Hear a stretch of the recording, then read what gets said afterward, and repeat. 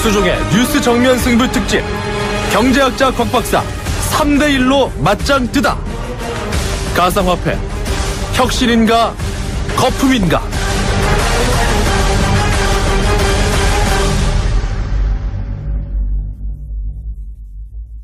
청취자 여러분 안녕하십니까, 곽수정입니다. 오늘 뉴스 정면 승부는 특집 토론 준비했습니다. 가상화폐의 혁신인가 거품인가. 아마 이 내용에 대해서 관심이 많으실 걸로 알고 있습니다. 일확천금의 대상으로 순식간에 가상화폐가 떠올랐죠.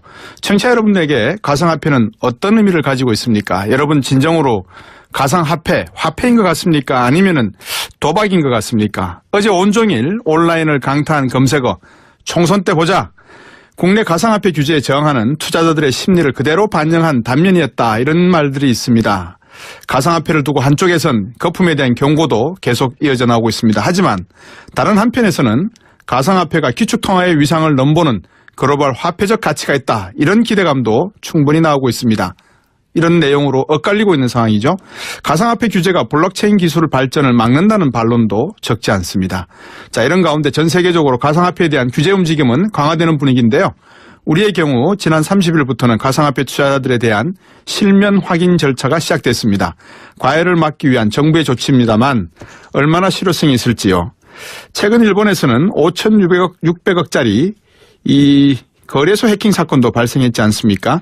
이런 부분에 대한 대책은 있는 건지 반드시 짚어볼 분들이 많습니다. 오늘 그래서 가상화폐 특집 비트코인 가상화폐 혁신인가 거품인가로 시작하겠습니다.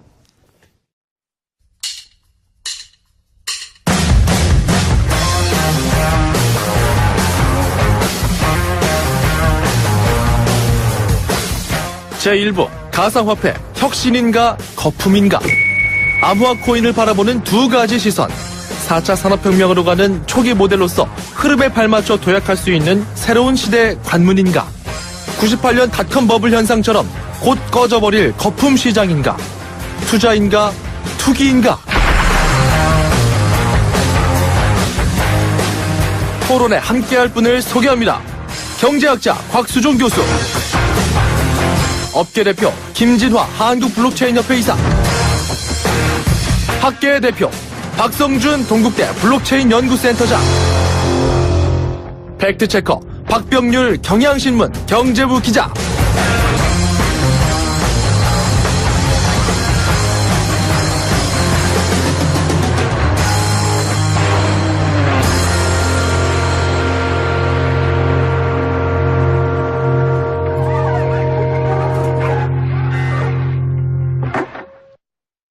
가상화폐 혁신입니까 거품입니까? 오늘 토론에 참여하실 분들 방금 소개해 주셨습니다. 먼저 같이 인사 나눌까요? 안녕하십니까? 네, 안녕하세요. 어느 분이 어느 분인지 아마 이 청취자분들 목소리로 좀 확인을 하셔야 되니까 먼저 업계 대표로 나오신, 저번에 저하고 인터뷰 한번 해주셨죠, 김진화 한국블록체인협회 이사님, 안녕하십니까? 네, 안녕하세요. 김진화입니다. 예, 오늘 한 2시간 남짓한 시간에 이 가상화폐에 대한 이야기를 한번 잘 설명해 주시기 부탁드리겠습니다. 네, 알겠습니다.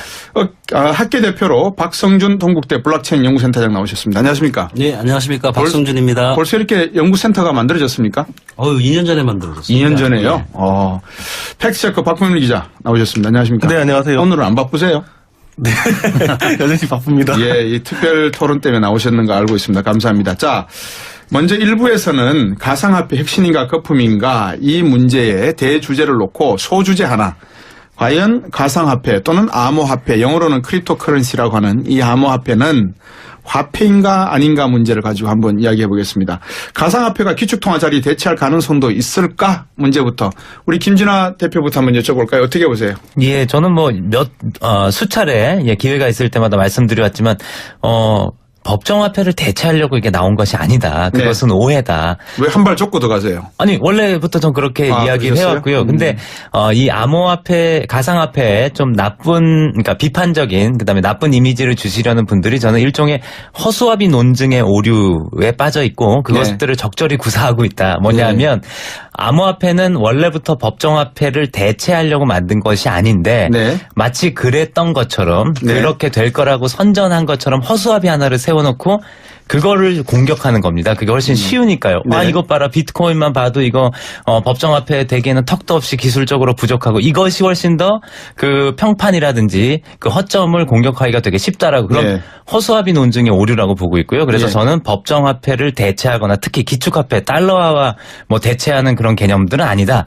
저는 보완제로 쓸 가능성이 있고 우리 현대인들의 옵션 하나가 더 늘어난 것일 뿐이다. 이렇게 보고 있습니다. 예. 김진아 대표의 말씀을 제가 끊지 않고 쭉 말씀하시게 한 거는 이 업계에서 사실 비트썸이라고 하는 거래소도 처음으로 개설을 하시면서 아닙니다. 그것도 아닙니까? 사실이 아닙니다. 어디입니까? 저는 코빗이라는 거래소를 2013년도에 거래소를 2013년도에 처음 죄송합니다. 처음 개설을 하셨고 사실 이 가상화폐를 처음 소개한 분의 견해가 무엇인지를 청취자 여러분들께 명확하게 이해를 하시고 가자는 측면에서 있습니다. 이제 앞으로 토론을 할 때 견해가 좀 다른 부분이 있거나 치고 들어야 될 부분이 있으면 마이크 열려 있으니까 언제든지 의견을 개진하시는 게 좋을 것 같습니다. 우리 교수님, 박성준 교수님. 예. 방금 김진화 대표의 말씀에 뭐 생각이 따로 있으신지요? 뭐 일단 보완제라는 말씀을 하셨어요. 예, 기본적으로 비트코인이나 가상화폐, 저희 같은 경우는 이제 암호화폐라고 아까 말씀하셨잖아요. 예. 예. 예. 기축통화 논란하고는 좀 다른 논란이고요. 네. 저는 거꾸로 얘기해서 기축통화라는 거는 일단 그 법정화폐들 사이에 이제 통화의 기준을 얘기하는 거라고 예. 저는 생각을 하고요. 예. 한 단계 더 나가면은 지금 저는 세계적으로 우리 보통 화폐 전쟁, 쩐의 전쟁이라는 얘기를 하잖아요. 네. 경제학자들 아마 그런 거 많이 하실 거예요. 저는 한 단계 더 나가서 디지털 쩐의 전쟁이 시작된다고 보고 있어요. 디지털전이다. 예, 여러분이 지금 현재 논쟁이 되고 있는 그 비트코인이나 뭐 이더라든지 다른 코인들을 화폐냐 아니냐는 그거는 아직도 왜 그 질문을 하시는지에 대해서 저도 이해를 못 하고요. 예. 저희가 여기서 기축통화라는 얘기를 할 때는 포인트를 좀 바꿔야 돼요. 뭐냐면은 우리가 지금 현재 하고 있는 암호화폐들은 법정화폐는 아니에요. 그렇다고 그럼 이제 화폐라는 개념을 이제 어떤 관점에서 바라보느냐에 따라서 좀 틀릴 수 있다는 거죠. 네. 법정화폐는 아닙니다. 근데 저는 한 단계 더 나가서 우리나라 현금 없는 사회 만든다며요. 네. 이게 2025년에 현금 없는 사회 만든다고 하면은 그러면은 현재 종이화폐를 안 쓰고 전자화폐 쓸 거 아닙니까? 네. 그런 거 디지털 화폐를 만들어야 되는데 만드는 기술이 필요할 거 아닙니까? 저는 그게 현재 우리가 쓰고 있는 블록체인 기반으로 만들어질 거라고 생각을 하고요. 중국이나 일본은 아직 시작을 안 했지만 중국이나 러시아는 디지털 법정화폐를 블록체인 기반의 암호화폐를 만들려고 합니다. 네. 그러니까 제가 기축통화 자리를 대체할 거느냐 당연히 저는 대체한다고 봅니다. 근데 거기서 기축통화를 대체하는 암호화폐는 우리가 현재 쓰고 있는 이런 암호화폐가 아니라 디지털 법정화폐로서의 암호화폐들을 각국이 만들 거고 그 디지털 법정화폐들 간의 기축통화 전쟁이 일어날 거예요. 그렇게 말씀하시면 이게 이제 무한급수적으로 가는 경향이 있어서 제가 말씀을 끊고 네. 우리 박병일 기자의 한번 이야기를 들어볼까 합니다. 네, 기축통화까지 정말 꺼내려고 정리를 하면 해주세요. 기축통화란 무엇이고 법정통화를 지금 자꾸 법정통화, 기축통화, 네. 가상통화 뭐 이런 네. 이야기들이 나오거든요. 네. 네, 일단 뭐 법정 통화는 이제 법으로 정해진 예. 통화. 그러니까 우리는 이걸 돈으로 쓰겠다. 예. 그래서 이제 정부가 나라가 강제하는 거죠. 맞습니다. 그래서 예. 정부가 이제 보증을 하고 이제 예. 정부가 책임을 지는 이제 그런 돈으로 보면 될 것 같고요. 이제 기축 통화는 이제 그 중에서 전 세계 많은 돈이 있는데 네. 그 중에서 어떻게 보면 가장 이제 기준이 되는 그렇죠. 네, 그 뼈대가 되는 돈인데 네. 지금 같으면 이제 우리가 달러를 쓰고 있고요. 예. 과거에는 이제 파운드화였죠. 네. 이제 그런 식으로 가는 게 기축 통화인데 사실 기축 통화까지 가면 논쟁이 너무 커지는 것 같고요. 그렇죠. 근데 다만 기술적인 발전으로 봤었을 때는 이제는 이러한 소위 말하는 디지털 머니의 형식이 예. 그 출현할 시점이 좀 되지는 않았나라는 저는 생각을 좀 합니다. 왜냐하면 최근에 중국을 보면 네. 거기다 이제 우리가 과거에는 현금을 쓰다가 그리고 신용카드를 쓰다가 요즘은 보면 이제 중국은 거의 뭐 페이팔 같은 네. 이런 식으로 이제 결제가 들어가거든요. 그렇다면 이제 그 다음번에 나오는 거는 이제 굳이 형체가 보이지 않는 돈으로 가지 않겠느냐. 이게 우리가 돈을 쓰는 방식, 형식의 차이가 예. 점점 더 우리가 익숙해지고 있기 때문에 예. 그런 차원에서 이런 이제 가상통화가 이제 나오지 않았냐. 예. 그리고 이게 갑자기 나오면 사실 사람들이 생뚱맞아하고 낯설할 수가 있는데 예. 이게 그동안 이제 어떻게 보면 축적이 되었다라는 거죠. 이게 뭐 도토리 같은 그런 가상통화도 있었고 마일리지 개념도 있었고 그렇다면 이제 앞으로는 굳이 종이로도 표현되지 않는.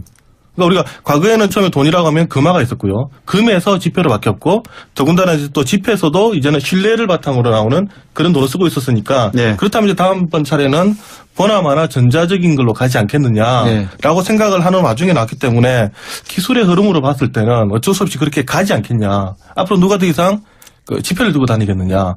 그리고 그 다음에 이제 앞으로 이제 플라스틱 카드도 이제 안 들고 다닌다는 거죠. 예. 지금 신용카드 안에 다 담겼다지만 이제 이것도 쓰지 않고 삼성페라고 다 나왔으니까, 예. 갈 수밖에 없는 거라고 생각합니다. 근데 왜 이거를 처음부터 크립토 커런시라고 하는 커런시를 붙여서 아까 말씀하신 허수아비를 만들어 놨는데 그 허수아비에다가 이름표를 딱 붙여놨어요. 크립토 커런시. 이거를 해석을 하려고 하니까 암호화폐. 이게 좀 어려우니까 가상화폐. 자, 그러면 화폐라고 하는 것은 우리가 일반적으로 방금 법정통화 다 말씀을 하셨는데 모든 사람들이 차별되지 않고 일반적으로 쓸 수 있는 정부가 강제한 기구나 기관에서 발행한 가치 척도의 기준이 되는 것, 교환 수단으로서의 능력을 가지고 있는 것, 가치를 저장할 수 있는 기능이 있을 것. 근데 앞에서 말씀하신 저 도토리라든지 아니면 인터넷상에서 주어졌던 별, 이런 별점 있잖아요. 이런 것들은 화폐적 개념이 그런 의미에서는 아니죠. 왜? 특정 세대들만이 향유할 수 있는 기술적 발전에 따른 특정 계층과 세대에 향한 국한된 거잖아요. 이게 무슨 화폐예요? 그러면 화폐라는 말을 바꿔야죠. 다른 말로.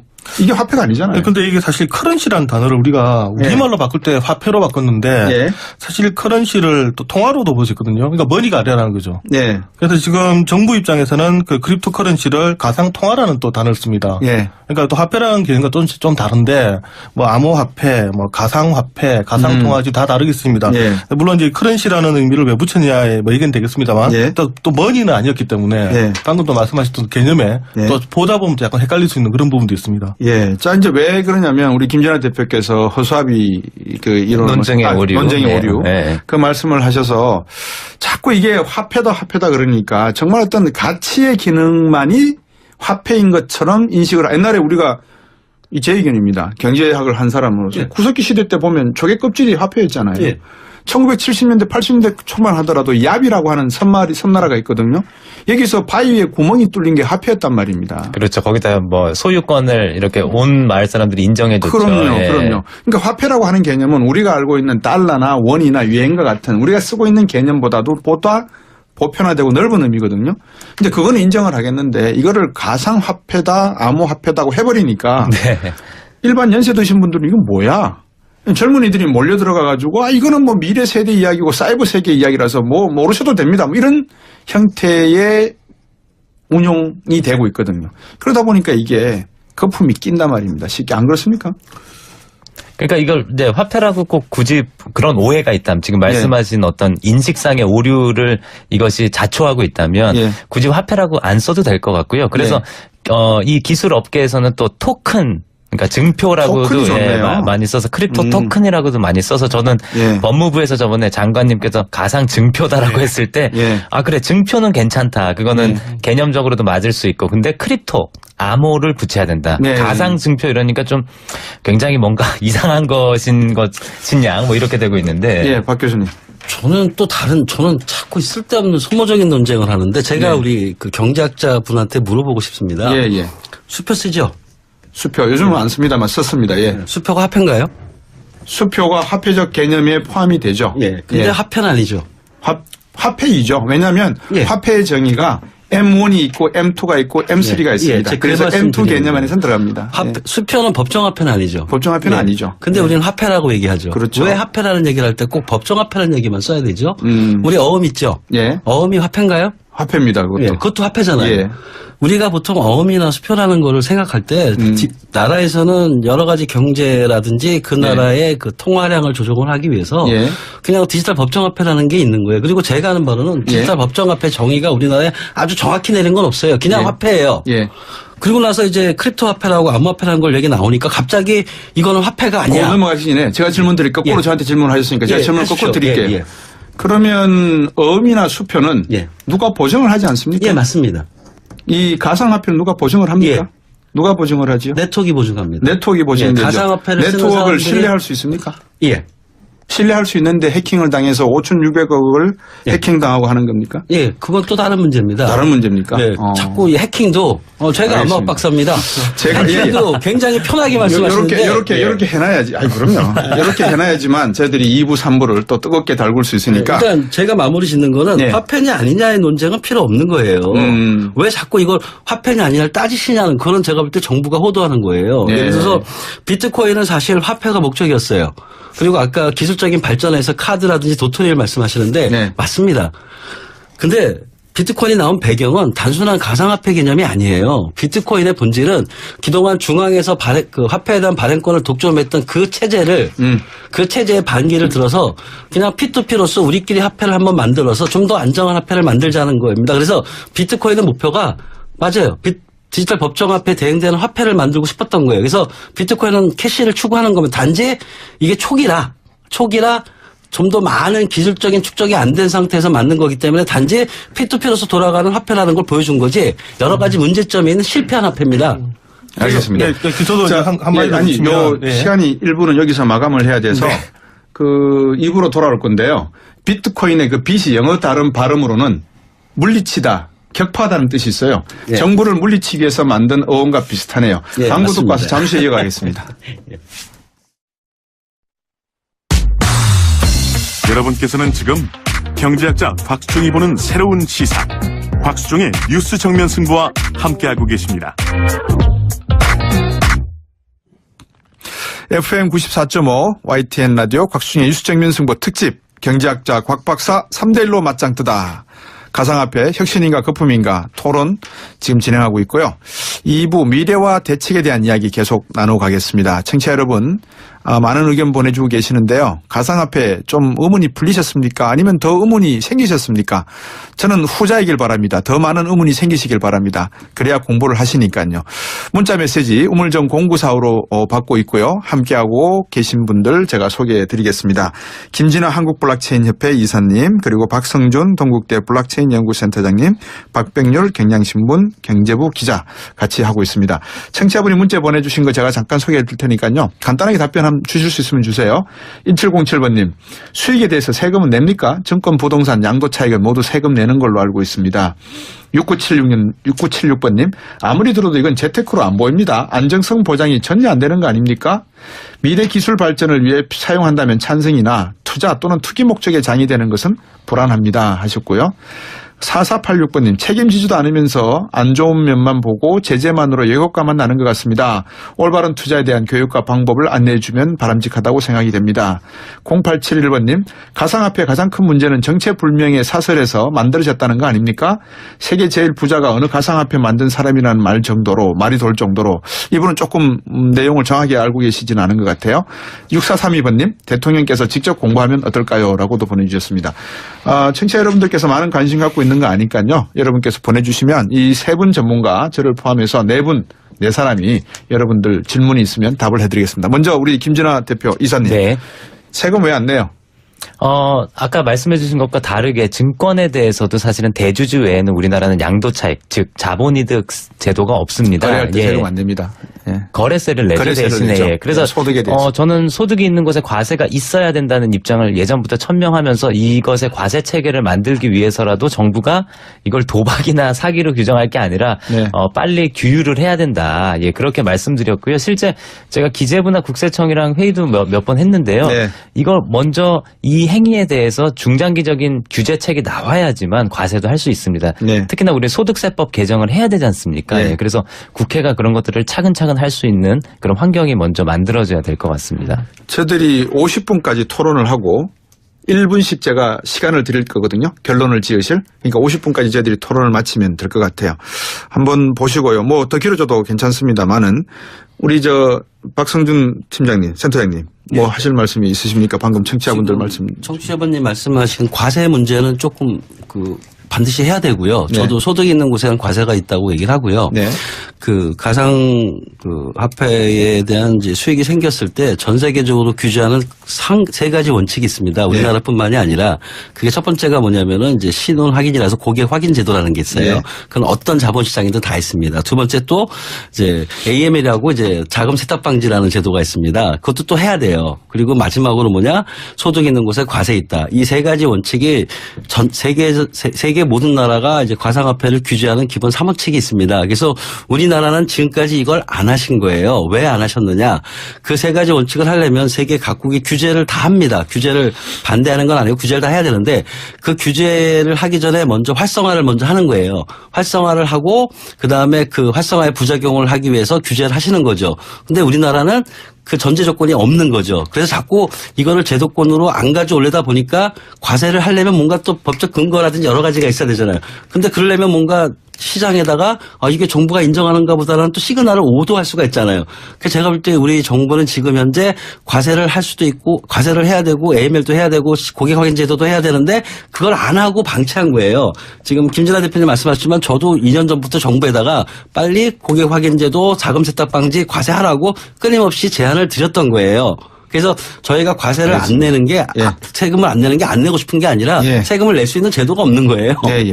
박병일 기자. 네. 왜 정부가 이렇게 말씀하시는 걸 들어보니까 네. 경제학자로서 네. 시스템이 만들어지고 제도를 가지고서 돌아가는 방법이 늦을 수가 있어요. 경쟁이 막 네. 붙을 때는. 네. 먼저 하라 그래놓고 네. 하나씩 막을 수가 있습니다. 어찌됐건 정부가 이 문제를 바라보는 입장에서 이렇게 투기적 시장이 될 가능성이 있다라고 짐작이 가는 부분이 0.1%라도 있으면 거래소 이렇게 하라고 하면 안 되잖아요. 왜 거래소를 열어가지고 거래하도록 통신법을 만들어줘가지고 허가를 해줬습니까? 근데 이게 지금 뭔지 정부 내에서도 판단이 안 되는 겁니다. 아까 말씀한 것처럼 도박이고 불법적이다 하면 아예 없애야 되죠. 우리가 하우스를 주면서 그 하우스에서 예를 들면 화투를 치는 분들한테 세금을 거둘 수는 없잖아요. 세금을 걷는다라는 것은 인정을 하겠다는 거니까 이게 분명히 도박이고 사기고 처음에 우리 생각할 때 법무부에서는 이거는 뭐 예전에 바다 이야기 이상도 아니다. 이하도 아니다 생각을 했는데 또 다른 측면에서 보면 그렇게까지 또 생각할 필요가 있느냐. 아까 말씀하신 것처럼 뭐 미래에 또 어떻게 된다고 하니까 그러면 또 인정을 해야 되지 않느냐. 그러면 방금 말씀하신 것처럼 그럼 그 과정에서 과세는 이러다 보니까 또 모순이 생기죠. 과세를 한다는 것은 인정한다는 게 되니까 그렇죠. 이게 자기 모순사에서 지금 결정을 못 내리는 겁니다. 8249번님, 김어준 뉴스공장에서 유시민 작가께서 왜 남의 방송 이야기를 유시민 작가께서 고갈되면 다 망하는 사기다. 고갈된다는 건 무슨 말씀인가 했는데 유시민 작가가 잘못 알고 있는 것도 있어요. 고갈되지도 않을 뿐더러 더 많은 것이 나타나서 오히려 더 종류가 많아져서 값이 확 떨어져 버릴 수도 있는 거죠. 그 문제가 더 코인도 큰 계속 나오죠. 그 비트코인에 대해서만 말해도 팩트가 그게 틀린 건데요. 그러니까 그분이 말씀하셨던 게 이제 마이닝 같은 거, 채굴 같은 것들이 2,100만 개로 한정돼 있으니까 한정돼 있으니까 이제 안 될 거다라고 했는데 그건 다 틀립니다. 수수료 때문에도 계속 채굴은 일어날 수가 있는 것이고요. 우리가 예단할 문제는 아니고요. 많은 책들을 좀 읽어보시면 방금 제가 한번 힌트를 드렸어요. 이게 비트코인이 오히려 더 많아져서 분리를 하고 주식 액면 분할식으로 여러 가지 형태로 분할이 일어나게 되면 이게 너무 가치가 없어질 버릴 수 있는 거죠. 이제 그런 점 뭐 소프트 포크나 하드 포크 이야기도 나오는데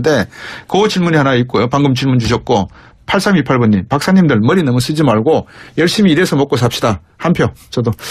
자 3354번님 비트코인도 포린 익스체인지 마진처럼 외환거래 마진처럼 폐쇄적으로 가는 것 같습니다. 금융시장이 퇴행하는 것 같아서 안타깝습니다 했고요. 5505번님 주식가격이 거품은 기업의 실제 가치와 지나치게 차이가 드러날 때 거품이 꺼지는데 가상화폐 경우는 그것이 실제 가치의 기준이 뭡니까? 다만 무작정 오를 거란 기대감에 베팅하는 도박 아닙니까? 그것이 화폐라면 어떻게 폭등 폭락을 할 수 있습니까? 하셨고요. 4867번님이 계속 문자를 보내주시는데 주식의 경우 회사에 자본이 들어가고 그 자본이 이익을 내어 배당하는 것이 창출 가치가 반영되는 원리라고 한다면 과연 가상화폐는 그런 원리를 갖고 있습니까? 라는 질문도 하셨어요.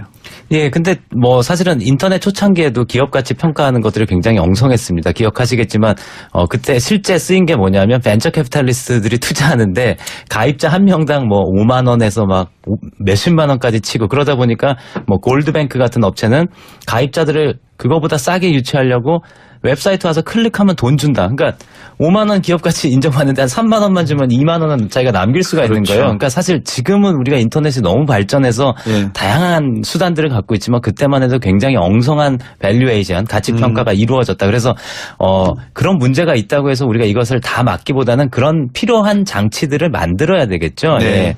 그리고 이제 뭐 아까 말씀하셨지만 비트코인에 대해서도 굉장히 많은 잘못된 정보들을 가지고 일방적으로 그렇게 이야기하고 있는 것들은 우리 사회에 도움이 되지 않습니다. 예.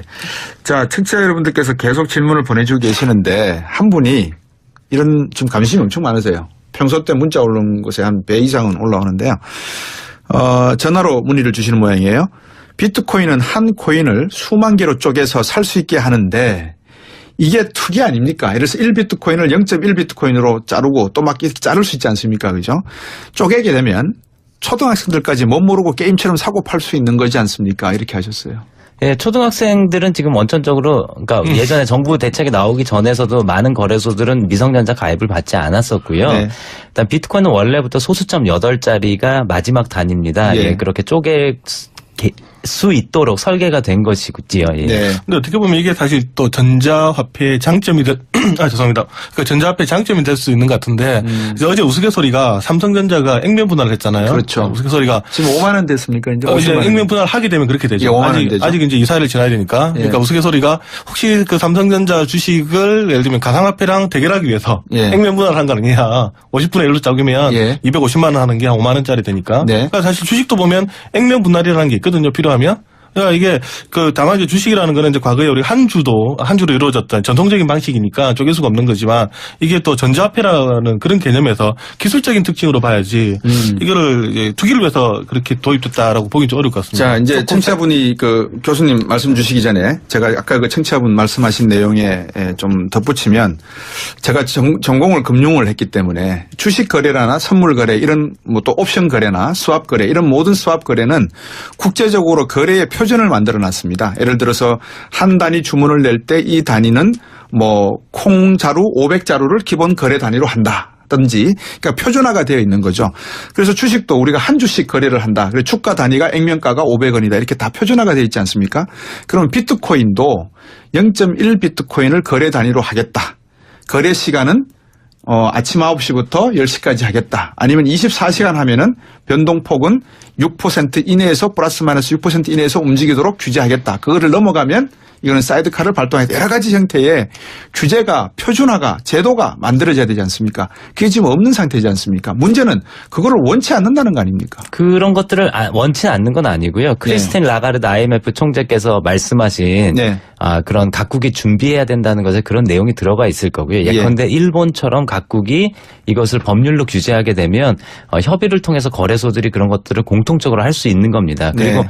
우리 한국에서만 할 수 있는 건 처음 말씀하셨던 10,000원 이상으로 단위로만 거래할 수 있다. 이런 것들은 지금도 충분히 가능하고요. 그러려면 아까 과세 체계처럼 이것에 대한 체계적인 규율이 먼저 선행되어야 그러니까요. 되겠죠. 왜 이런 예. 거 만들어 놓지도 않고 거래를 허용했냐는 거예요. 저는. 그것은 뭐 자연 발생적으로 사실은 모든 신기술이 그렇습니다. 근데 그렇게 처음에는 그렇게 작은 규모로 됐을 때 규제를 시작했으면 예. 아무 문제 없이 넘어갈 수 있었던 지금 이런 건데. 문제는 아니었을 거 아니에요. 그죠? 예, 그러니까 처음 몇 년간이 이렇게 큰 규모가 아니었고요. 예. 굉장히 경제지도 소수가. 몰랐죠. 네. 네. 지금 조금 그 비트코인을 쪼갠다는 거에 오해를 하시는데요. 예, 예. 우리 주식 거래할 때 주식의 기본 단위가 한 주지 않습니까? 예. 아까 삼성전자 한 주가 너무 많아져가지고 이제 액면 분할하면 또 기준이 바뀌는 것처럼 예. 비트코인의 단위는 비트코인이 아니고요. 사토시라는 단위예요. 예. 그게 10의 8승이기 때문에 예. 원 비트코인이 1억 사토시입니다. 예. 그래서 그 비트코인의 거래 단위가 있어요. 그게 네. 사토시라는 예. 쪼개는 게 아니고 원래 그렇게 돼 있고요. 그랬었죠. 예, 예, 그래서 예, 예. 말씀하신 그 단위가 있고요. 거래도 뭐냐면은 제가 이제 계속 말씀드리는 게 그거예요.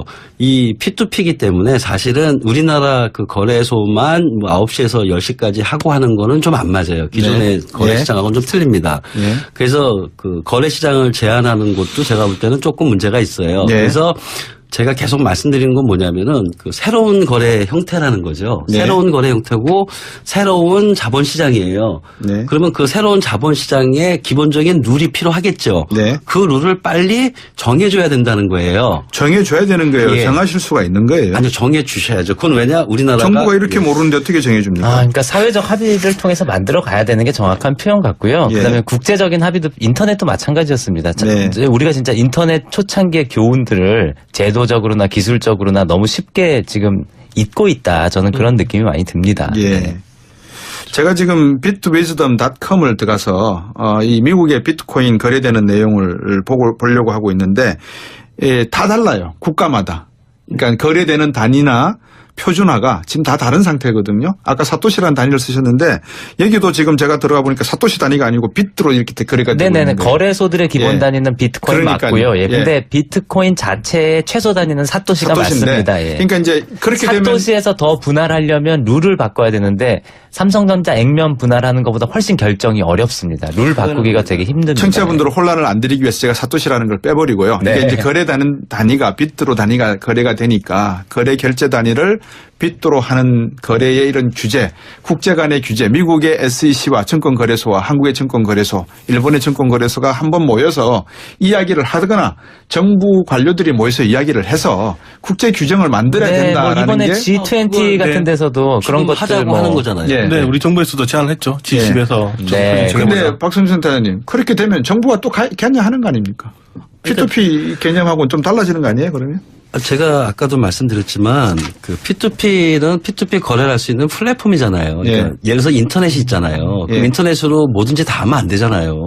인터넷 가지고 마약 거래하면 우리나라에서 잡지 않습니까? 그건 네. 뭐냐면은 어떤 기술이든 간에 그 기술을 응용해서 할 수 있는 거는 뭐든지 다 할 수가 있겠죠. 하지만 국가라든지 사회의 룰이나 가치를 지켜야 되잖아요. 네. 그래서 그 가치를 지키는 기본적인 룰은 필요한 겁니다. 네, 그러니까 예. 더 간단하게 얘기하면요. 그러니까 비트코인을 주고받는 사인들끼리, 그다음 이더리움을 주고받는 것들은 정부에서도 규율할 생각은 없습니다. 근데 문제는 뭐냐면 왜 규율이 필요하냐면 암호화폐와 법정화폐를 주고받기 때문입니다. 그래서 그러니까. 법정화폐가 개입되는 부분은 저는 정부가 나서서 규율해야 하고 국제적인 어떤 공조라든지 표준 거래 시스템, 각국의 법정화폐와 암호화폐를 거래할 때 이런 것들은 충분히 도출해낼 수 있는 문제라고 봅니다. 그걸 위해서라도 예. 각국에서 규율이 먼저 선행돼야 된다 이렇게 봅니다. 결국은 지금 모든 가치 교환이나 저장의 수단은 법정화폐로 이루어지고 있기 때문에 비트코인도 결국은 법정화폐로 단위가 표시되고 있지 않습니까? 그렇죠. 그러니까 이제 이게 나중에는 뭐 빚으로 주고받고 결제를 할지는 모르겠지만 지금 과도기적 상태라고 한다면 어쨌든 법정화폐와 거래가 이루어지고 있기 때문에 여기에 대한 규제가 불가피하다는 거죠.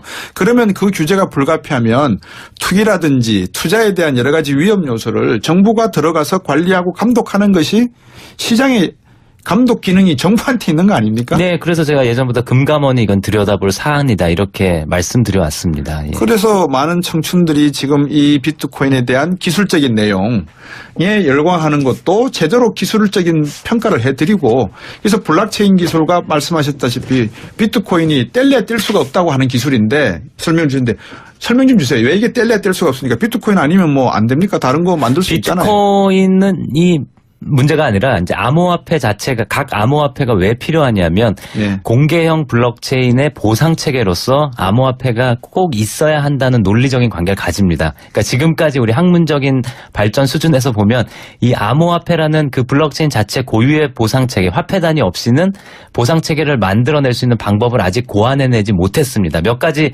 실험들이 나오고 있지만 수학적으로 그다음에 알고리즘적으로 그것이 안정화됐다고 보기 어렵습니다. 예. 청취자 여러분들 지금 비트코인 이야기하고 있는데 거기에는 비트캐시도 있고 뭐 이더리움도 있고 하여튼 1200개 넘죠 지금? 1400개가 있으니까? 1500개 되고 1500개 되고 있습니까?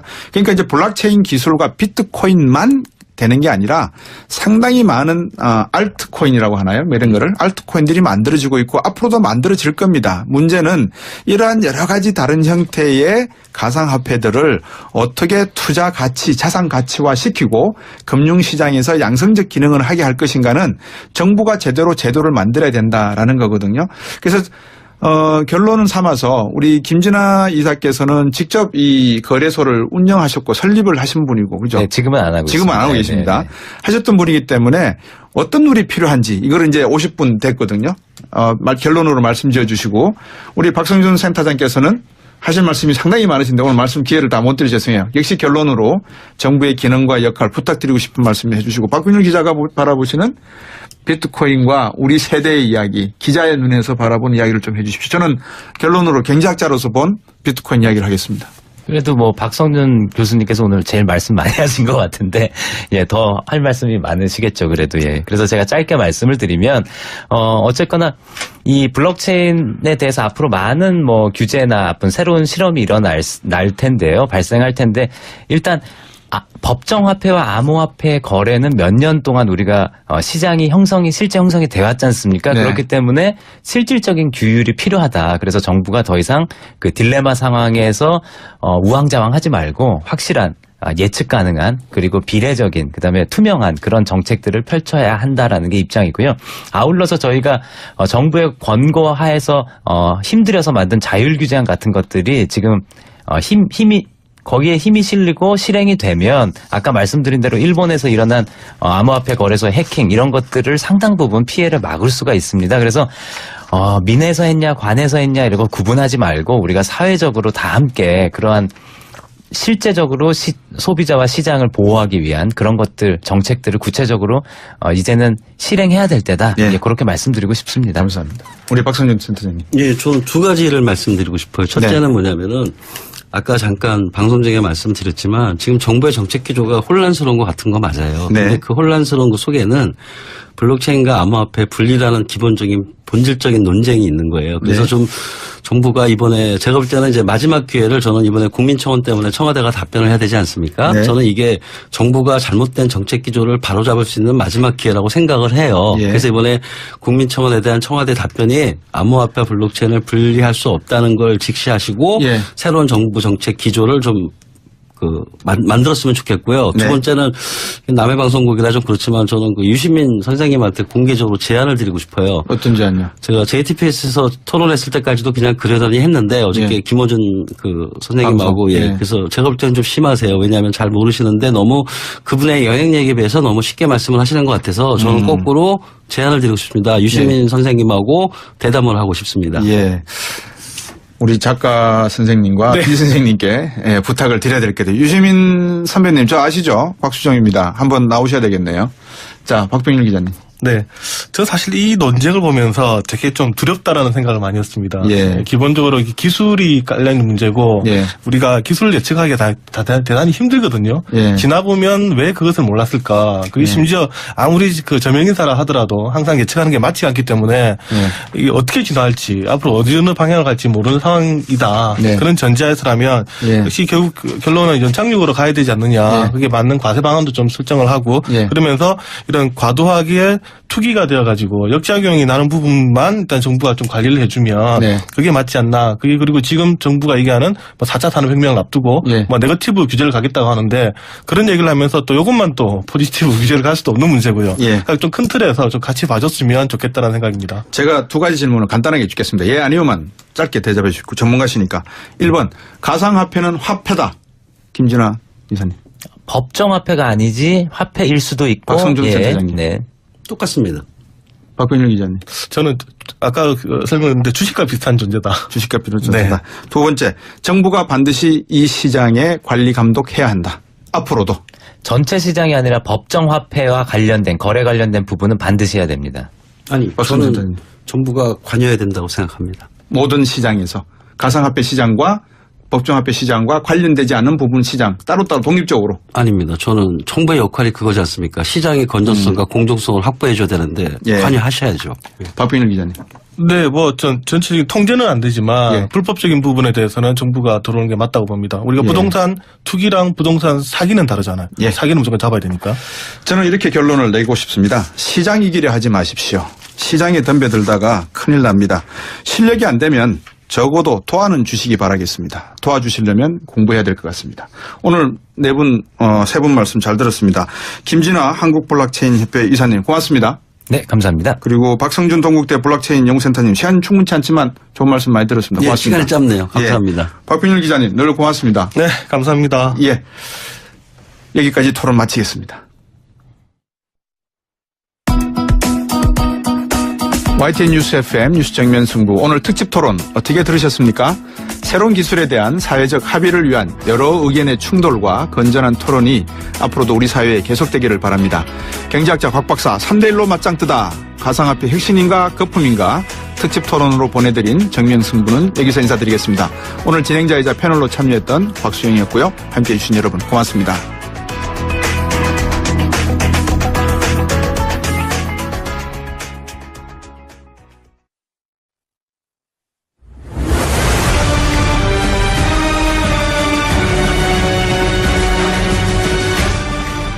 곽수종의 뉴스 정면 승부 특집 경제학자 곽 박사 3대1로 맞짱 뜨다 가상화폐 혁신인가 거품인가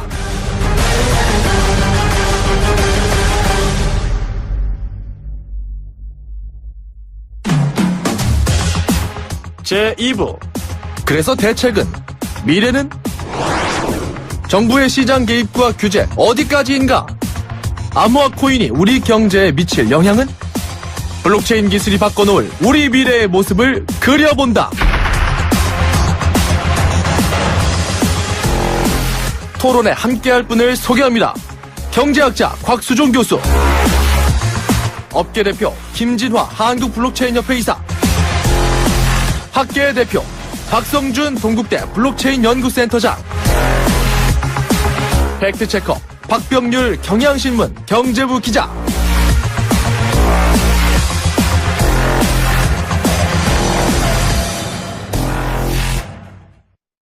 일부에 이어서 2부 토론 이어가도록 하겠습니다. 청취자 여러분들께서 많은 관심을 가지고 계신 것 같습니다. 조금 소개해 드리자면요. 6600번님, 가상화폐가 일반적으로 쓰인다면 왜 가격이 그렇게 비싼지요? 일반 화폐하고 똑같아야 되지 않나요?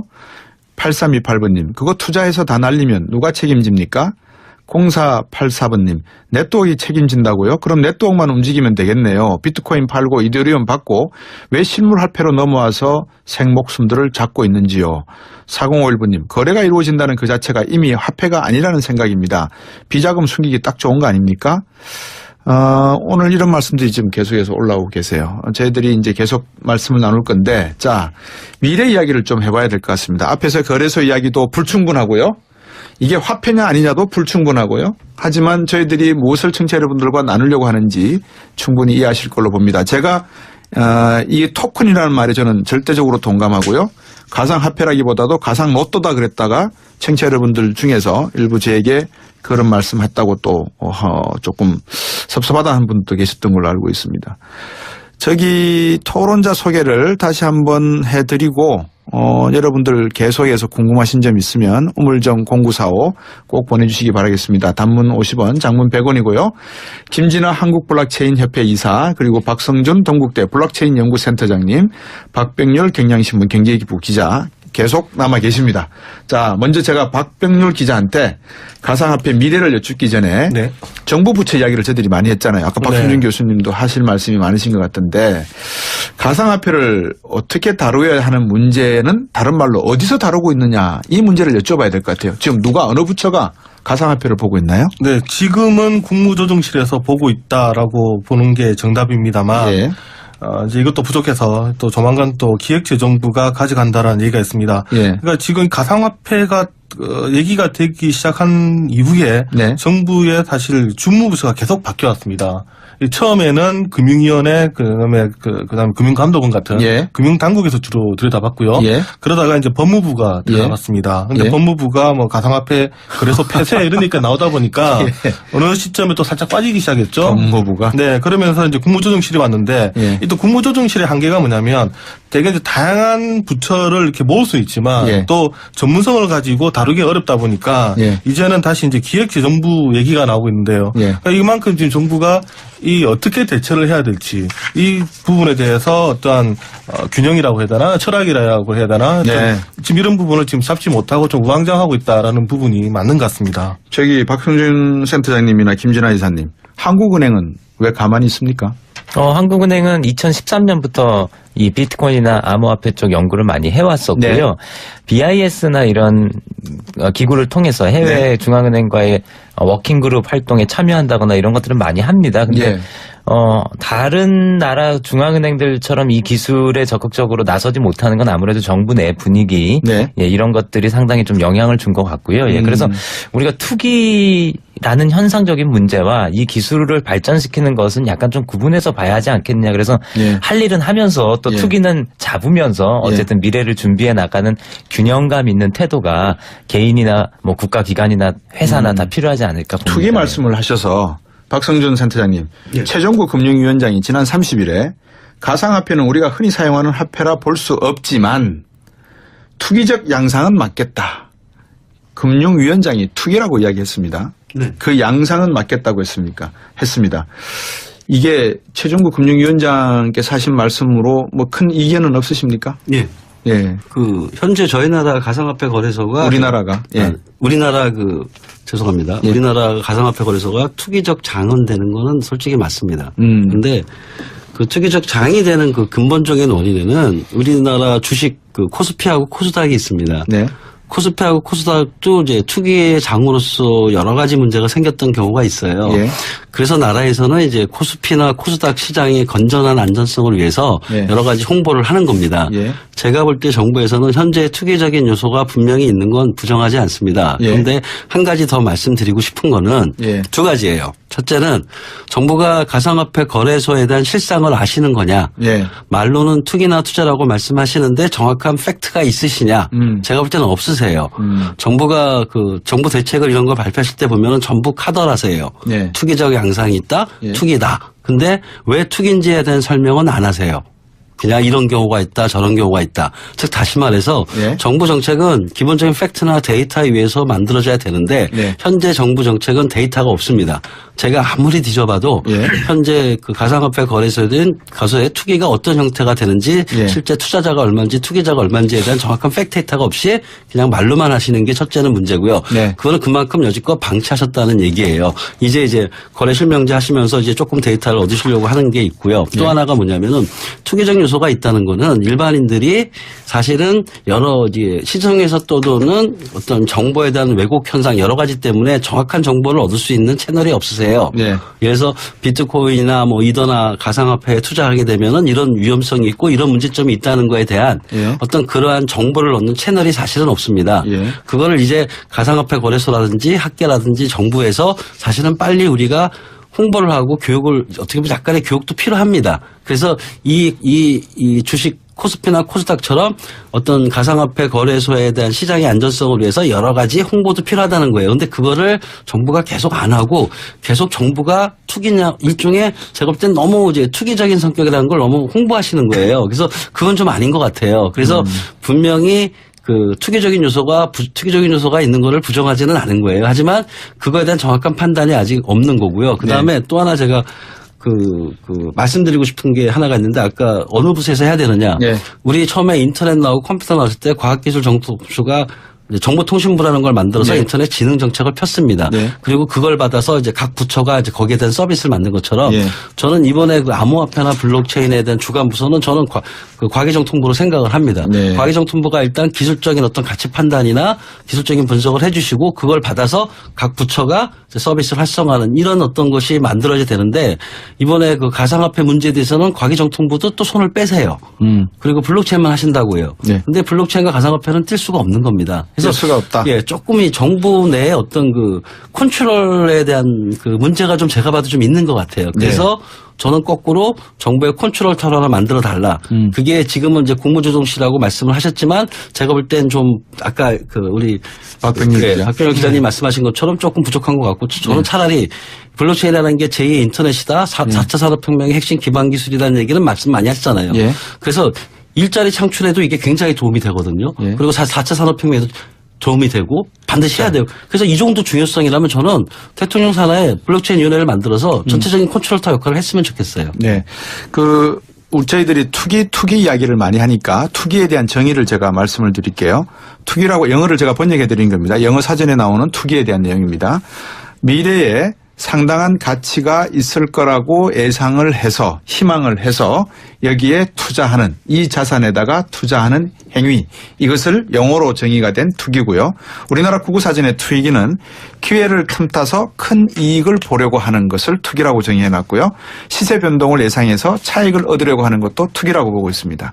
그러면 세 분 모두 다 이 가상화폐라고 하는 아니면 가상 토큰이라고 하는 이 비트코인 기술은 투기적 요소가 분명히 존재한다. 현재로서는. 동의하십니까? 예, 그 예전부터 사실 그렇게 말씀드려왔고, 예. 그리고 사실은 정부에서 투기라고 경고하는 건 전 필요하다라고 봅니다. 근데 지금 문제는 이것을 바다 이야기, 사기, 도박, 이 정도로 몰아가는, 그러니까 해외에서도, 암호화폐가 사기다라고 발언했던 분이 한 분 계시죠. 저명 인사 중에 이제 JP모건의 제이미 다이먼 회장이 그렇게 말했다가 몇 개월 만에 자기 발언을 후회한다라고 수정하셨지 않습니까? 근데 유일하게 우리 당국자들만 이것을 사기나 도박 이런 걸로 규정하고 있어서 더 사회적으로 소모적 논쟁이 되고 있다 봅니다. 투기는 맞습니다. 잘 아시겠지만 그거는. 옵션 프라이싱 모델을 만들었던 슐러 교수도 블록체인은 비트코인은 폭망한다. 이런 이야기를 지난주에 했었습니다. 그러니까 미국 내에서도 짐 소로스나 이런 투기자들도 그렇죠. 버블이 예. 꺼진다라고 하는 것과 근데 사기나 도박이라는 것은 다른 층의 문제거든요. 예, 근데 우리 당국자들은 저는 투기라고 경고는 충분히 할 수 있고 해야 한다고 보지만 네. 그걸 사기나 도박이라고 몰아붙이는 게 과연 어떠한 실익이 있을지 우리 사회에 예, 그렇게 좀 우려가 방금 됩니다. 말씀하신 이거를 투기적 요소가 존재한다는 것과 그래서 이거는 사기다라는 것은 엄청나게 차이가 나는 그렇죠. 겁니다. 지금 정의를 말씀해 주셨지만 예, 굉장한 차이죠, 그거는. 투기라고 하는 것은 사기칠 위험은 있는 거지만 투기 자체가 제대로 된 자산에 대한 평가에 대한 기대치니까요. 그죠? 예. 근데 사기는 그거를 오도하고 왜곡시켜서 거짓말해서 벌어들이는 그렇죠. 거니까. 기망행위라는 게 깔려져 있는 자, 것이고요. 그러면 그게 투기인지 사기인지를 정부가 판단을 해줄 수 있는 기능은 갖춰야 된다. 이게 박성준 센터장 이야기 아니에요. 그죠? 최소한 예. 국민들에게 또는 가상화폐 거래 시장이 건전하게 돌아갈 수 있게끔 예. 최소한의 제도는 필요하다는 거고요. 네. 그리고 투기에 투자 말씀하셔서 제가 또 한마디 말씀을 드리는데 네. 제가 주식에 투자를 해서 갑자기 100배가 벌었어요. 네. 그럼 투자인가요? 투기인가요? 100배를 벌었어. 네. 그러니까 우리나라에서 가상화폐 사람들이 몰리는 이유 중에 하나가 뭐냐면은 수익률이 높은 거예요. 예. 현재 우리나라 사회 환경하고도 조금 저는 그 관련이 있다고 생각하는데 우리나라 이번에 그 젊은이들이 뭐 여러 가지 어려운 환경이 있지 않습니까? 근데 그 사람들이 자기가 가지고 있는 조그마한 소액으로 큰 돈을 벌 수 있는 채널이 우리나라에는 없습니다. 그리고 주식을 통해서 돈을 벌 것인가, 코스닥을 통해서 돈을 벌 것인가, 부동산을 통해서 돈을 벌 것인가에 대한 환경 자체가 소액이 아니에요. 그리고 거기도 어렵습니다. 코스닥에 주식을 투자해서 돈을 많이 벌 수 있다? 그것도 어렵다는 거예요. 그래서 여기다 했다는 거 아니에요? 예, 그런데 젊은이들이 이제 그 소위 말하는 암호화폐의 재테크 가능성을 본 거예요. 네. 그래서 실질적으로 비트코인이나 암호화폐들의 여지껏 재테크 그 수익률은 기존 어떤 재테크보다 높았던 것도 사실이고요. 네. 그러다 보니까 이제 젊은이들이 새로운 재테크 시장으로 비트코인이나 암호화폐를 보고 있는 거예요. 그럼 나라에서 해야 되는 건 뭐냐면은 그 재테크 또 다른 대안시장이 나왔다는 거예요. 대안시장이. 그 대안시장을 어떻게 건전하게 육성하는 거를 신경 써주셔야 되는데 그거를 갑자기 이제 아까 우리 김진아 대표님 말한 것처럼 막 사기다 도박이다 하고 너무 몰아붙이는 거예요. 그건 아니라는 거죠. 어느 게 맞습니까? 예를 들면 네. 증권거래소는 네. 서킷 브레이크도 있고 네. 사이드카도 있고 네. 그다음에 공시를 폐지할 수도 있고 네.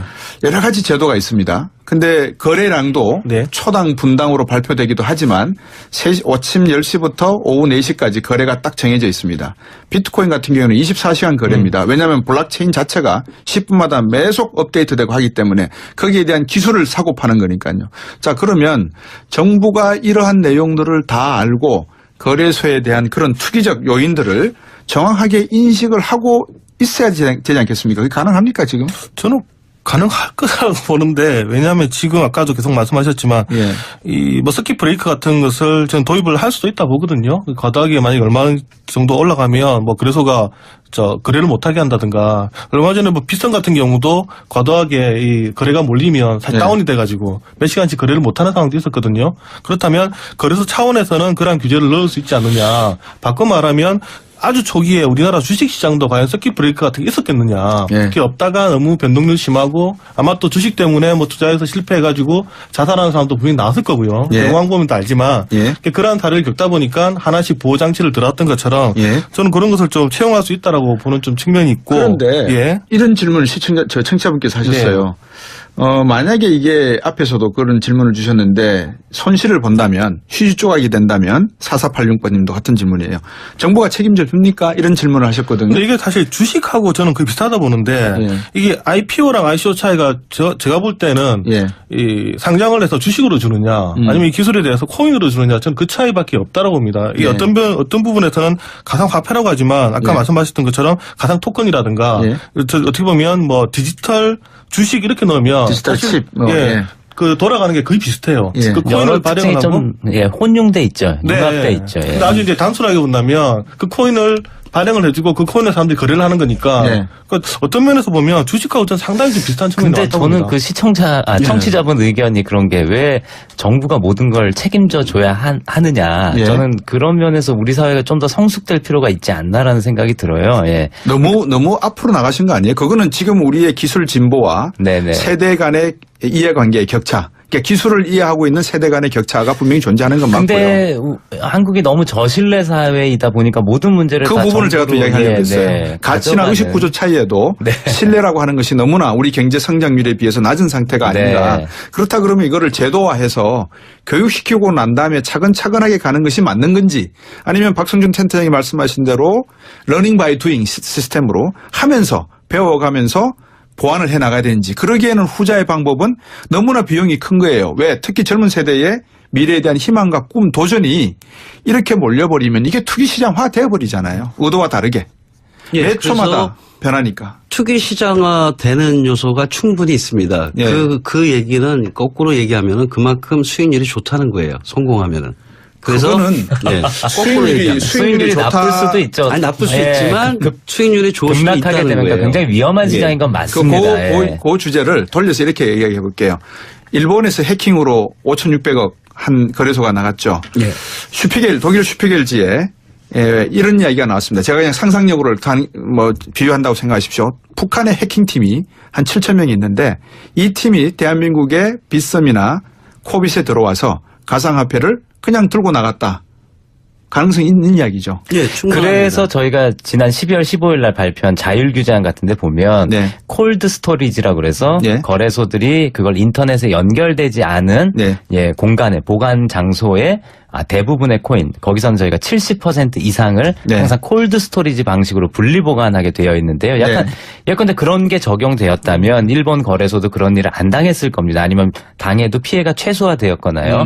그렇기 때문에 지금 정부가 해야 될 일을 빨리 진척이 안 되고 있어서 민간에서도 그런 것들을 만들고 있는 거지 않습니까? 그래서 지금은 정부, 민간 가릴 것이 아니라 네. 빨리 이미 진행되고 있는 경제 행위에 대해서 보다 안전한 방법들을 찾을 수 있는 것들을 강구해야 된다라고 지금 봅니다. 비트코인의 1세대가 막 움직이면서 이게 벌써 2세대, 3세대로 나가려고 하는 이야기들을 저희들이 하고 있잖아요. 예. 지금 세계는 벌써 3세대 이야기를 하고 있단 말입니다. 그런데 우리는 아직 1세대 제도나 여러 가지 시스템도 만들어 놓지 있지 못하고 있어요. 이게 화폐냐부터 논쟁이 지금 제대로 이루어지지 않고 있고 정부는 두 손 두 발 다 놓고 있다가 문제가 딱 되니까 자신들의 지지 세력이 빠져나가나? 큰일 났네? 지금 덤벼드는 거 아닙니까? 그러다 보니까 더 자살골이나 헛발질을 할 수가 있단 말입니다. 박성준 센터장이 보시기에 블록체인과 가상화폐가 어떤 연관관계가 있고 그래서 정부가 지금 놓치고 있는 부분 중에 앞으로 이 기술이 어떤 식으로 진화할 가능성이 있으니까 지금이라도 이 부분을 빨리 좀 봐달라 이렇게 부탁하시거나 지적하실 내용이 있습니까? 있죠, 많죠. 제가 그동안 정부한테 수없이 얘기한 게 뭐냐면은 예. 정부의 가상화폐에 대한 정책 기조가 기본적으로는 그 사람들은 막는 거예요. 예. 인정을 안 하시는 거예요. 그러다 예. 보니까 가상화폐 거래소에 문제가 생기더라도 제도권에 가져오고 싶은 생각이 없으신 거예요. 예. 그래서 자꾸 이렇게 간접적으로 이제 제도를 만드는 게 이제 은행을 통해서 이제 제가 볼 때 현재 거래신명제나 탈세 방지라는 여러 가지 제도가 제가 볼 때는 정부의 기본 입장은 가상화폐 거래소를 고사시키고 싶으신 거예요. 직접 자기 설마? 손으로 안 하고 아닙니다. 저는 그렇게 보고 있습니다. 예. 그리고 또 하나가 뭐냐면은 그 정부 정책 기조에 가장 본질적인 문제가 뭐냐면은 작년 9월 달에 우리나라에서는 가상화폐 발행하는 ICO를 금지했습니다. 예. 그게 정부의 정책 기조예요. 근데 그 속에는 뭐가 있냐면은 가상화폐랑 블록체인을 분리할 수 있다는 사고가 있으세요. 예. 그래서 블록체인에 대한 장점이나 기술의 미래 기술의 중요성에 대해서는 다 인정을 하세요. 근데 이제 가상화폐는 막으려다 보니까 가상화폐랑 블록체인이 분리할 수 없다는 사고를 하시게 되면은 정책적 모순이 생기잖아요. 그러니까 정부에서는 어쩔 수 없이 가상화폐랑 블록체인을 분리할 수밖에 없습니다. 그 입장은 충분히 이해가 돼요. 근데 네. 기술적으로 분명히 말씀드리지만 가상화폐랑 블록체인은 분리할 수가 없어요. 네. 그래서 정책 기조가 기본적으로 잘못됐다는 거고 네. 제가 이번에 청와대에 꼭 말씀드리고 싶은 거는 국민청원이 있었잖아요. 네. 그럼 지금까지 정부 정책 기조는 이제 국무조정실까지 해서 다 됐잖아요. 이제 대통령께서 마지막으로 정부의 잘못된 정책 기조를 바꿀 수 있는 마지막 기회예요. 이 국민청원이. 예. 이 국민청원에 답변할 때 그 기존의 정책 기조인 가상화폐와 블록체인을 분리하는 것 때문에 이런 일들이 생기는 거를 가상화폐와 블록체인은 분리할 수 없다는 사실을 직시를 좀 해주시고 정부의 정책 기조를 빨리 그러니까 제대로 가는 방향으로 돌려야 되는 마지막 기회가 이번 국민청원의 답변이라는 거예요. 저는 어저께 답변을 한다고 아주 기다렸는데 안 하시더라고요. 그래서 저는 정부 정책의 근본적인 변화 틀이 있어야 된다고 생각을 합니다. 알겠습니다. 예. 광고 듣고 잠시 후 계속 이어가도록 하겠습니다. 돈으로 쓰겠다. 예. 그래서 이제 정부가 나라가 강제하는 거죠. 맞습니다. 그래서 예. 정부가 이제 보증을 하고 이제 예. 정부가 책임을 지는 이제 그런 돈으로 보면 될 것 같고요. 이제 기축통화는 이제 그 중에서 전 세계 많은 돈이 있는데 네. 그 중에서 어떻게 보면 가장 이제 기준이 되는 그렇죠. 네, 그 뼈대가 되는 돈인데 네. 지금 같으면 이제 우리가 달러를 쓰고 있고요. 예. 과거에는 이제 파운드화였죠. 네. 이제 그런 식으로 가는 게 기축통화인데 사실 기축통화까지 가면 논쟁이 너무 커지는 것 같고요. 그렇죠. 근데 다만 기술적인 발전으로 봤었을 때는 이제는 이러한 소위 말하는 디지털 머니의 형식이 예. 그 출현할 시점이 좀 되지는 않았나라는 저는 생각을 좀 합니다. 음. 왜냐하면 최근에 중국을 보면 네. 거기다 이제 우리가 과거에는 현금을 쓰다가 그리고 신용카드를 쓰다가 요즘은 보면 이제 중국은 거의 뭐 페이팔 같은 네. 이런 식으로 이제 결제가 들어가거든요. 그렇다면 이제 그 다음번에 나오는 거는 이제 굳이 형체가 보이지 않는 돈으로 가지 않겠느냐. 이게 우리가 돈을 쓰는 방식, 형식의 차이가 예. 점점 더 우리가 익숙해지고 있기 때문에 예. 그런 차원에서 이런 이제 가상통화가 이제 나오지 않았냐. 예. 그리고 이게 갑자기 나오면 사실 사람들이 생뚱맞아하고 낯설할 수가 있는데 예. 이게 그동안 이제 어떻게 보면 축적일이었다라는 거죠.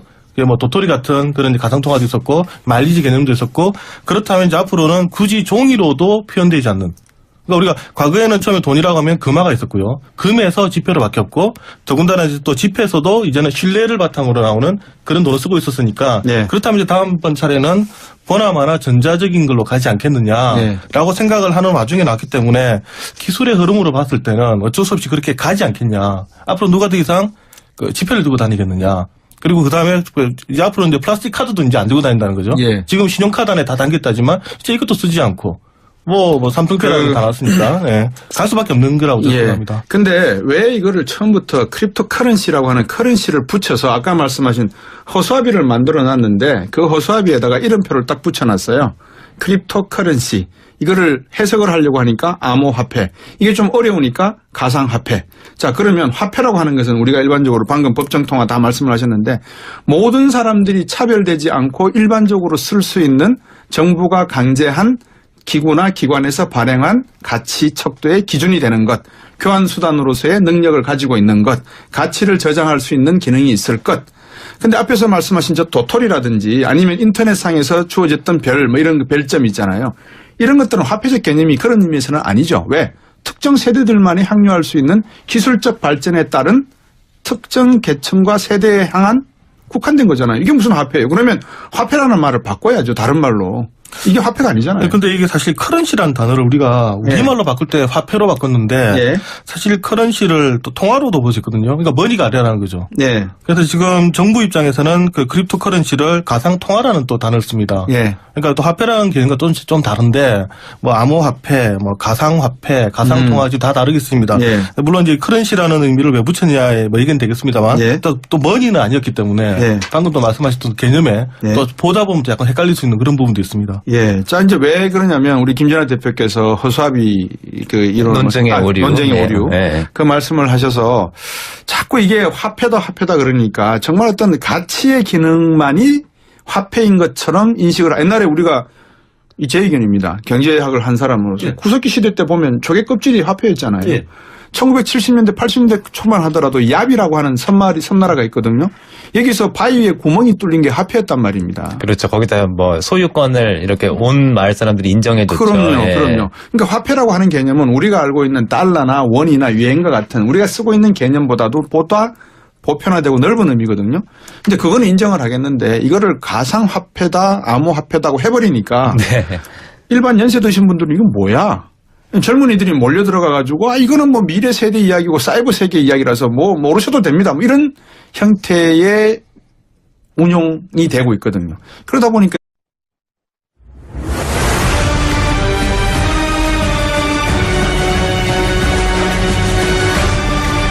곽수종의 뉴스 정면 승부 특집.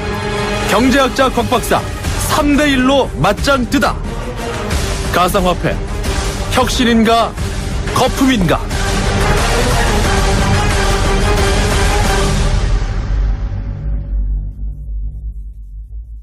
청취자 여러분 안녕하십니까. 곽수정입니다. 오늘 뉴스 정면 승부는 특집 토론 준비했습니다. 가상화폐의 혁신인가 거품인가. 아마 이 내용에 대해서 관심이 많으실 걸로 알고 있습니다. 일확천금의 대상으로 순식간에 가상화폐가 떠올랐죠. 청취자 여러분에게 가상화폐는 어떤 의미를 가지고 있습니까? 여러분 진정으로 가상화폐, 화폐인 것 같습니까? 아니면은 도박인 것 같습니까? 어제 온종일 온라인을 강타한 검색어 총선 때 보자. 국내 가상화폐 규제에 저항하는 투자자들의 심리를 그대로 반영한 단면이었다. 이런 말들이 있습니다. 가상화폐를 두고 한쪽에선 거품에 대한 경고도 계속 이어져 나오고 있습니다. 하지만 다른 한편에서는 가상화폐가 기축통화의 위상을 넘보는 글로벌 화폐적 가치가 있다. 이런 기대감도 충분히 나오고 있습니다. 이런 내용으로 엇갈리고 있는 상황이죠. 가상화폐 규제가 블록체인 기술 발전을 막는다는 반론도 적지 않습니다. 자, 이런 가운데 전 세계적으로 가상화폐에 대한 규제 움직임은 강화되는 분위기인데요. 우리의 경우 지난 30일부터는 가상화폐 투자자들에 대한 실면 확인 절차가 시작됐습니다. 과열을 막기 위한 정부의 조치입니다만 얼마나 실효성이 있을지요. 최근 일본에서는 5,600억짜리 이 거래소 해킹 사건도 발생했지 않습니까? 이런 부분에 대한 대책은 있는 건지 반드시 짚어볼 분들이 많습니다. 오늘 그래서 가상화폐 특집 비트코인 가상화폐 혁신인가 거품인가로 시작하겠습니다.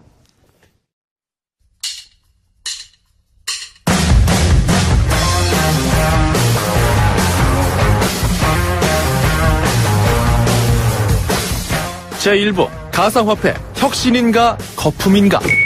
암호화 코인을 바라보는 두 가지 시선. 4차 산업혁명으로 가는 초기 모델로서 흐름에 발맞춰 도약할 수 있는 새로운 시대의 관문인가. 98년 닷컴 버블 현상처럼 곧 꺼져버릴 거품 시장인가. 투자인가 투기인가.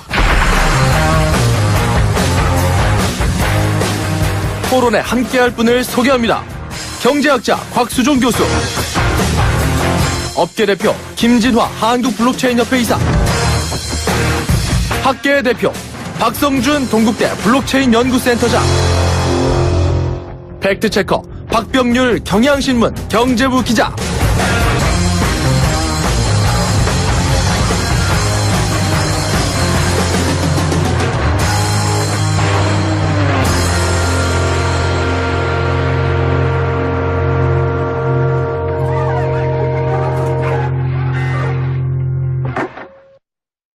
가상화폐 혁신입니까? 거품입니까? 오늘 토론에 참여하실 분들 방금 소개해 주셨습니다. 먼저 같이 인사 나눌까요? 안녕하십니까? 네, 안녕하세요. 어느 분이 어느 분인지 아마 이 청취자분들 목소리로 좀 확인을 하셔야 되니까 먼저 업계 대표로 나오신 저번에 저하고 인터뷰 한번 해주셨죠.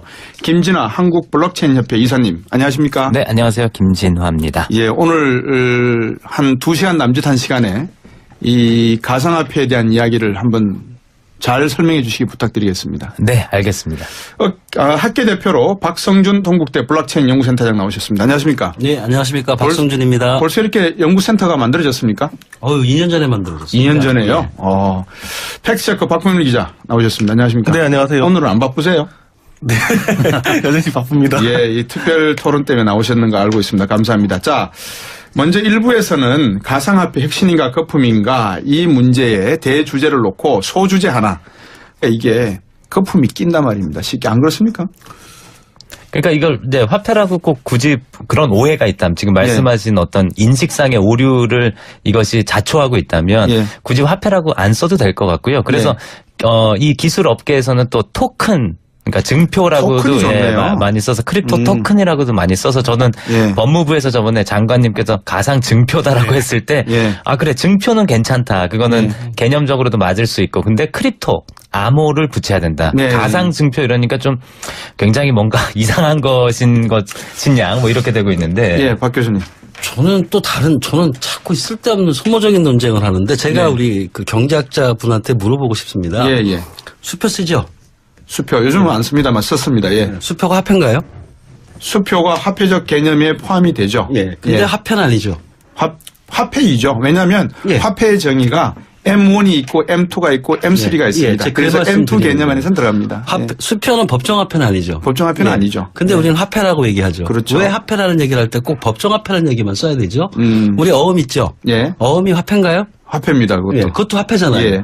우리가 보통 어음이나 수표라는 거를 생각할 때 나라에서는 여러 가지 경제라든지 그 나라의 그 통화량을 조정을 하기 위해서 예. 그냥 디지털 법정화폐라는 게 있는 거예요. 그리고 제가 아는 바로는 디지털 법정화폐 정의가 우리나라에 아주 정확히 내린 건 없어요. 그냥 예. 화폐예요. 예. 그리고 나서 이제 크립토 화폐라고 암호화폐라는 걸 얘기 나오니까 갑자기 이거는 화폐가 아니야. 넘어가시네. 제가 질문 드릴 거꾸로 예. 저한테 질문을 하셨으니까 제가 예, 질문을 하십시오. 거꾸로 드릴게요. 예, 예. 그러면 어음이나 수표는 예. 누가 보증을 하지 않습니까? 예, 맞습니다. 이 가상화폐는 누가 보증을 합니까? 예. 누가 보증을 하지요? 네트워크가 보증합니다. 네트워크가 보증되죠. 예, 가상화폐를 쓰는 네트워크를 사람들이- 신뢰할 수 있습니까? 예. 신뢰할 수 있는데 해킹을 당해서 5,600억을 예. 해킹당하고 하는 겁니까? 예, 그건 또 다른 문제입니다. 다른 문제입니까? 네, 자꾸 이 해킹도 제가 알겠습니다. 암호학 박사입니다. 제가 해킹도 굉장히 편하게 말씀하시는데 요렇게 해놔야지. 아이, 그럼요. 요렇게 해놔야지만 저희들이 2부, 3부를 또 뜨겁게 달굴 수 있으니까. 일단 제가 마무리 짓는 거는 네. 화폐냐 아니냐의 논쟁은 필요 없는 거예요. 왜 자꾸 이걸 화폐냐 아니냐를 따지시냐는 그런 제가 볼 때 정부가 호도하는 거예요. 네. 예를 들어서 비트코인은 사실 화폐가 목적이었어요. 그리고 아까 기술적인 발전에서 카드라든지 도토리를 말씀하시는데 네. 맞습니다. 근데 비트코인이 나온 배경은 단순한 가상화폐 개념이 아니에요. 비트코인의 본질은 그동안 중앙에서 그 화폐에 대한 발행권을 독점했던 그 체제를 그 체제의 반기를 들어서 그냥 P2P로서 우리끼리 화폐를 한번 만들어서 좀 더 안정한 화폐를 만들자는 겁니다. 그래서 비트코인의 목표가 맞아요. 디지털 법정화폐 대행되는 화폐를 만들고 싶었던 거예요. 그래서 비트코인은 캐시를 추구하는 거면 단지 이게 초기라 좀 더 많은 기술적인 축적이 안 된 상태에서 만든 거기 때문에 단지 P2P로서 돌아가는 화폐라는 걸 보여준 거지 여러 가지 문제점이 있는 실패한 화폐입니다. 알겠습니다. 네, 저도 자, 한마디 아니, 요 네. 시간이 1부는 여기서 마감을 해야 돼서 그 2부로 돌아올 건데요. 비트코인의 그 빛이 영어 다른 발음으로는 물리치다. 격파하다는 뜻이 있어요. 예. 정부를 물리치기 위해서 만든 어원과 비슷하네요. 예, 광고 듣고 맞습니다. 와서 잠시 이어가겠습니다. 여러분께서는 지금 경제학자 곽수종이 보는 새로운 시사 곽수종의 뉴스 정면 승부와 함께하고 계십니다. FM 94.5 YTN 라디오 곽수종의 뉴스 정면 승부 특집 경제학자 곽 박사 3대1로 맞짱 뜨다. 가상화폐 혁신인가 거품인가 토론 지금 진행하고 있고요. 2부 미래와 대책에 대한 이야기 계속 나눠가겠습니다. 청취자 여러분 많은 의견 보내주고 계시는데요. 가상화폐 좀 의문이 풀리셨습니까? 아니면 더 의문이 생기셨습니까? 저는 후자이길 바랍니다. 더 많은 의문이 생기시길 바랍니다. 그래야 공부를 하시니까요. 문자 메시지 우물정 0945로 받고 있고요. 함께하고 계신 분들 제가 소개해드리겠습니다. 김진아 한국블록체인협회 이사님, 그리고 박성준 동국대 블록체인 연구센터장님, 박백률 경향신문 경제부 기자 같이 하고 있습니다. 청취자분이 문자 보내주신 거 제가 잠깐 소개해드릴 테니까요. 간단하게 답변 주실 수 있으면 주세요. 1707번님, 수익에 대해서 세금은 냅니까? 증권, 부동산, 양도 차익은 모두 세금 내는 걸로 알고 있습니다. 6976번님, 아무리 들어도 이건 재테크로 안 보입니다. 안정성 보장이 전혀 안 되는 거 아닙니까? 미래 기술 발전을 위해 사용한다면 찬성이나 투자 또는 투기 목적의 장이 되는 것은 불안합니다 하셨고요. 4486번님, 책임지지도 않으면서 안 좋은 면만 보고 제재만으로 예고가만 나는 것 같습니다. 올바른 투자에 대한 교육과 방법을 안내해 주면 바람직하다고 생각이 됩니다. 0871번님, 가상화폐 가장 큰 문제는 정체불명의 사설에서 만들어졌다는 거 아닙니까? 세계 제일 부자가 어느 가상화폐 만든 사람이라는 말 정도로, 말이 돌 정도로 이분은 조금 내용을 정확하게 알고 계시지는 않은 것 같아요. 6432번님, 대통령께서 직접 공부하면 어떨까요? 라고도 보내주셨습니다. 청취자 여러분들께서 많은 관심 갖고 있는 거 아니까요. 여러분께서 보내주시면 이 세 분 전문가 저를 포함해서 네 사람이 여러분들 질문이 있으면 답을 해드리겠습니다. 먼저 우리 김진아 대표 이사님. 네. 세금 왜 안 내요? 아까 말씀해 주신 것과 다르게 증권에 대해서도 사실은 대주주 외에는 우리나라는 양도 차익, 즉 자본이득 제도가 없습니다. 거래할 때 예. 세금 안 냅니다. 예. 거래세를 내죠 거래세를 대신에. 내죠. 예. 그래서 소득에 대해서. 저는 소득이 있는 곳에 과세가 있어야 된다는 입장을 예전부터 천명하면서 이것의 과세 체계를 만들기 위해서라도 정부가 이걸 도박이나 사기로 규정할 게 아니라 네. 빨리 규율을 해야 된다. 예, 그렇게 말씀드렸고요. 실제 제가 기재부나 국세청이랑 회의도 몇 번 했는데요. 네. 이걸 먼저 이 행위에 대해서 중장기적인 규제책이 나와야지만 과세도 할 수 있습니다. 네. 특히나 우리 소득세법 개정을 해야 되지 않습니까? 네. 예, 그래서 국회가 그런 것들을 차근차근 할 수 있는 그런 환경이 먼저 만들어져야 될 것 같습니다. 저들이 50분까지 토론을 하고 1분씩 제가 시간을 드릴 거거든요. 결론을 지으실. 그러니까 50분까지 저희들이 토론을 마치면 될 것 같아요. 한번 보시고요. 뭐 더 길어져도 괜찮습니다만은 우리 박성준 팀장님, 센터장님 뭐 하실 말씀이 있으십니까? 방금 청취자분들 말씀. 청취자분님 말씀하신 과세 문제는 조금 반드시 해야 되고요. 네. 저도 소득 있는 곳에는 과세가 있다고 얘기를 하고요. 네.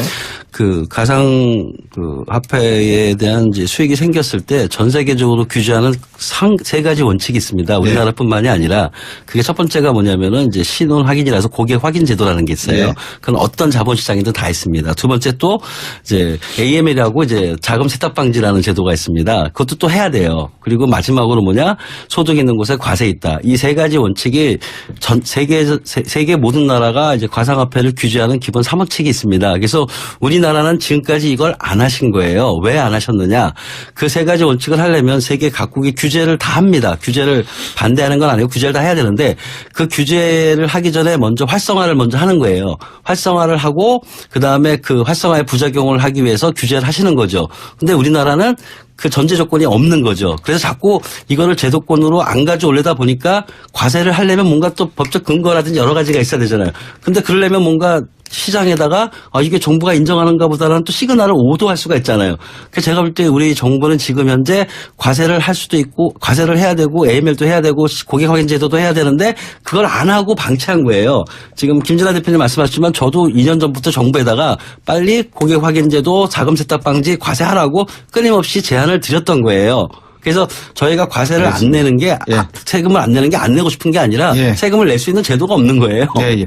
박병일 기자. 네. 왜 정부가 이렇게 말씀하시는 걸 들어보니까 경제학자로서 시스템이 만들어지고 제도를 가지고서 돌아가는 방법이 늦을 수가 있어요. 경쟁이 막 붙을 때는. 먼저 하라 그래놓고 하나씩 막을 수가 있습니다. 어찌됐건 정부가 이 문제를 바라보는 입장에서 이렇게 과연 가상화폐 또는 암호화폐, 영어로는 크립토커런시라고 하는 이 암호화폐는 화폐인가 아닌가 문제를 가지고 한번 이야기해 보겠습니다. 가상화폐가 기축통화 자리 대체할 가능성도 있을까? 문제부터.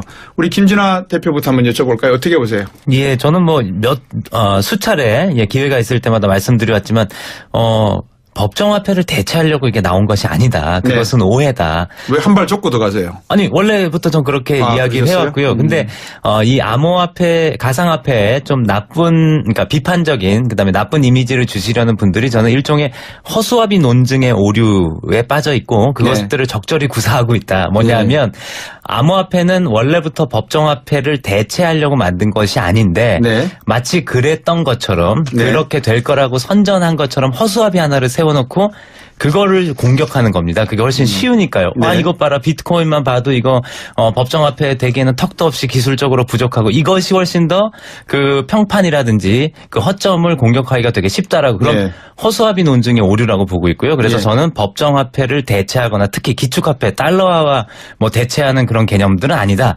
저는 보완제로 쓸 가능성이 있고 우리 현대인들의 옵션 하나가 더 늘어난 것일 뿐이다. 이렇게 보고 있습니다.